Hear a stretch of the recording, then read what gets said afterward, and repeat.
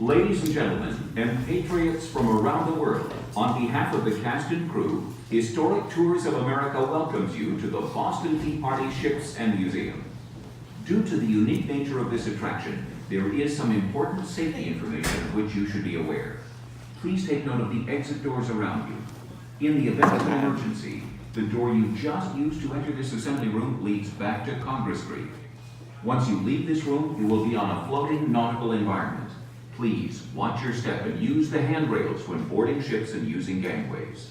Should there be an emergency during your visit to the barge or ships, follow the gangways back to this building and use the exit doors provided. There will be staff members on hand to assist you. Please silence all cell phones and electronic devices that may disrupt anyone's enjoyment of the experience. The use of cameras is permitted in this room, on the ships and open-air decks, but not in the museum below. Please stay with your Boston Tea Party host throughout your experience and be aware that you are no longer on dry land.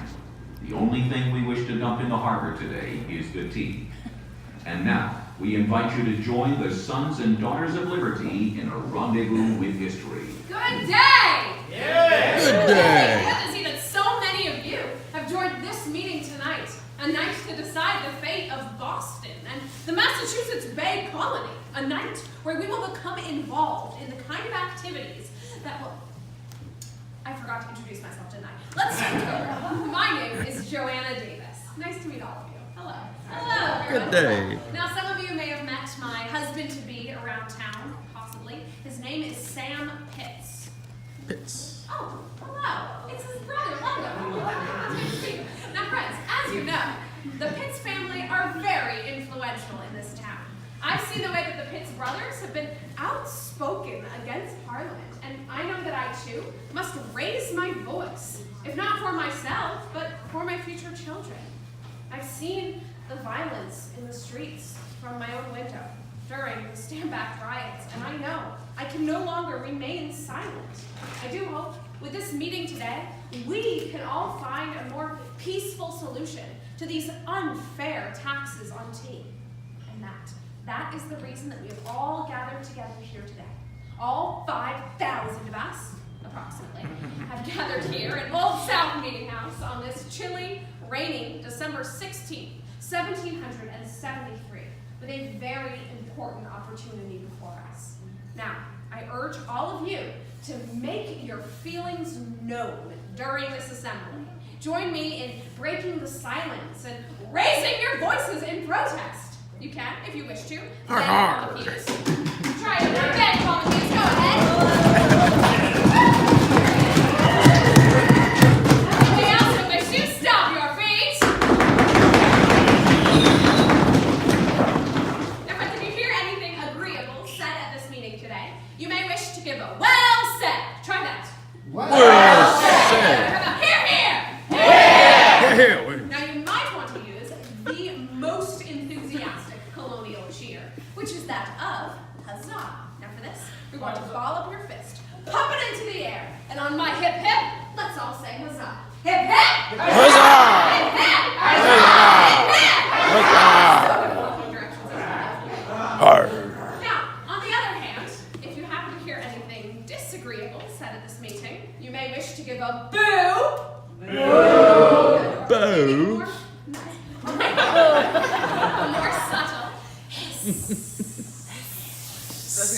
Now, friends, you may want to use one of our more offensive colonial words, which is fi, spelled F-I-E. Now, don't worry, this has a rude hand gesture to go along with it. You will place your thumb upon your nose, raise the flag, wave the flag, point at whomever you most wish to offend, and yell, fi! Bye. Incredibly rude before, that was nice of you. Now, friends, on to the matter at hand. We have, speaking with us on this matter of tea, an ardent and eloquent patriot, Mr. Samuel Adams! I'm certainly glad that this rainy, foggy night did not deter you from coming here. Now, we Sons and Daughters of Liberty are here to discuss another crisis where your rights are being attacked by Parliament and King George III.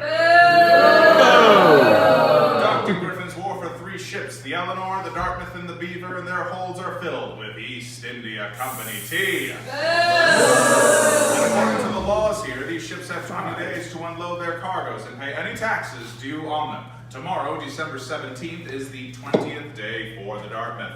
That makes this meeting our final chance to affect these events and control them in our favor. Now, through the past 19 days, we have held many meetings. We have guarded Griffin's Wharf, and more importantly tonight, we have asked Francis Roach, one of the ship owners, to ride an hour south to the town of Milton. There he will speak with our royal governor, Thomas Hutchinson. He is. Unfortunately, he is the one man with the authority to let these vessels return to England without landing the cargo. So we will cling to hope and await his return. But if the governor refuses us, it will be you, the people of Boston, that are forced to pay the tax on tea. And while we wait for him to return, we should remember this is not the first time this Parliament has taxed us against our will. It was 8 years ago in 1765 when they brought you the Stamp Act, where they taxed your letters, your newspapers, your college diplomas, marriage licenses, and death certificates. We'll get to that, don't you worry. Now, the Stamp Act was done because we supposedly owed a debt from the French and Indian War. Now, this was a 7-year conflict that gave so much to the British Empire, but gave nothing to its American citizens in return. Therefore, I believe this debt has already been repaid on the battlefield, where it was our fathers, brothers, sons, indeed, many of you here today who fought with the King's Army during that conflict. I'm not the only one outspoken on this issue. Where is Thomas Porter today? Mr. Porter, now, I know you to be one of our most vocal, constantly ranting at the taverns for hours on end. Now, why not share your thoughts? What was the worst part about the Stamp Act? Parliament not only taxed our paper and ink, they even taxed our playing cards and dice. Tame your rage, sir. Don't need to assault a power patron.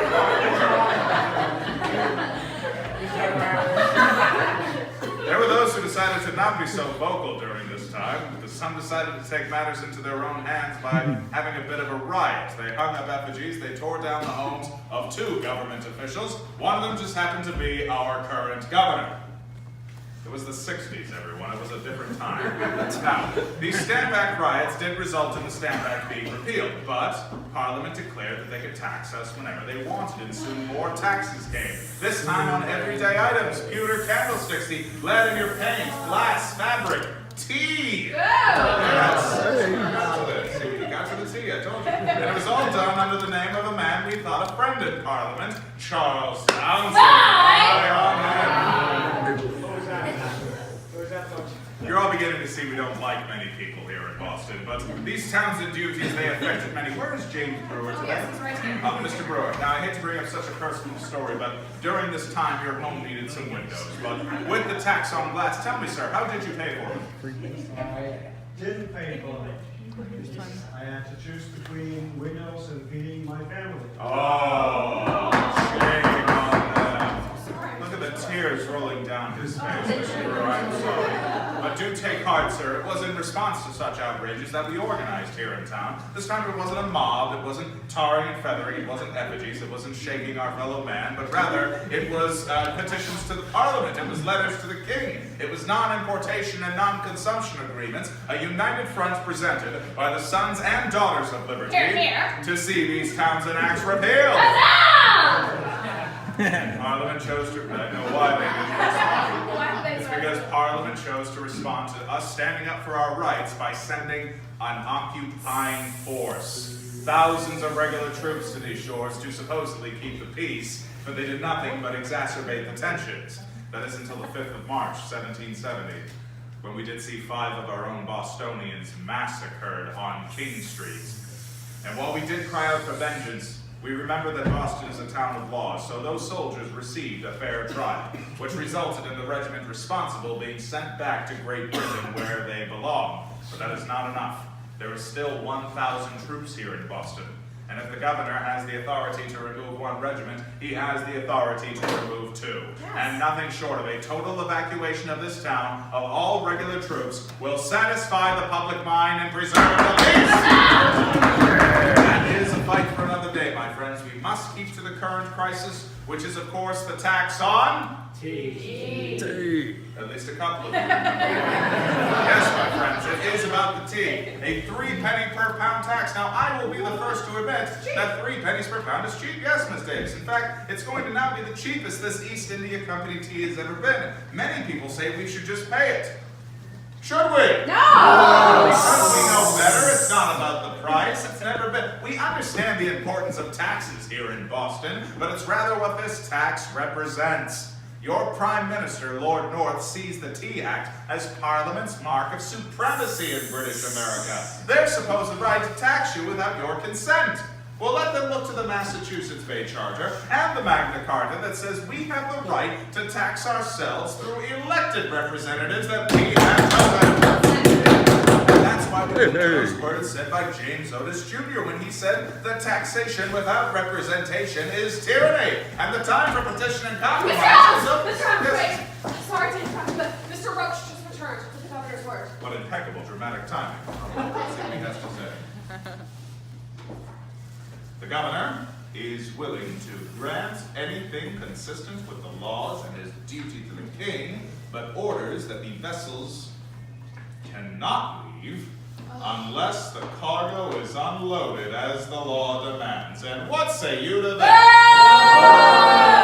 Boo! This Massachusetts man, he has betrayed us. He has refused our request, every petition, every hope for a peaceful solution, and he has forced our hand. And come sunrise, customs officials will board the ships, unload the tea, give it to the merchants, and you will be forced to pay another unjust tax.